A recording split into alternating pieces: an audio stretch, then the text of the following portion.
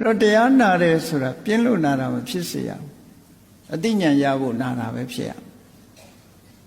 မြတ်စွာဘုရားတရားဟာပြင်းပြေအောင်ဟောတာတခုမှမပါဘူးနော်အပြင်းပြေကိုဟောတာမဟုတ်ဘူး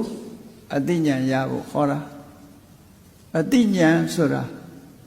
ကြားဘူးနာဝရှိသွားတဲ့အခါမှာကြားယုံကြားပြီးဒီတိုင်းထားသွားလို့ရှိရင်လည်းဘာမှရမှာမဟုတ်ဘူးကြားပြီးတော့မှတ်ရမှတ်ပြီးတော့စဉ်းစားပြီးတော့ရှောင်တဲ့နာနဲ့ဆောင်းတဲ့နာရှောင်ရန်ဆောင်းရန်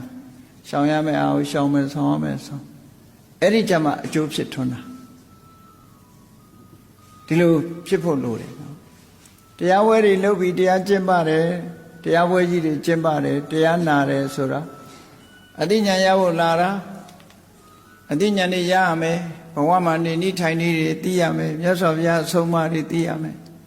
သိပြီးတော့အဲ့ဒီအဆုံးအမတွေကိုဆွဲဆွဲမြဲမြဲမှတ်သားရမယ်မှတ်သားပြီးတော့အဓိပ္ပာယ်ရှင်းအောင်စဉ်းစားရမယ်ပြီးပြီဆိုတဲ့အခါကျင့်ရမယ်ဒါမြတ်စွာဘုရားလမ်းညွှန်ပဲချက်ပဲလေဒီကြမှာအကျိုးဖြစ်ထွန်းတယ်ဆိုတာရှိတယ်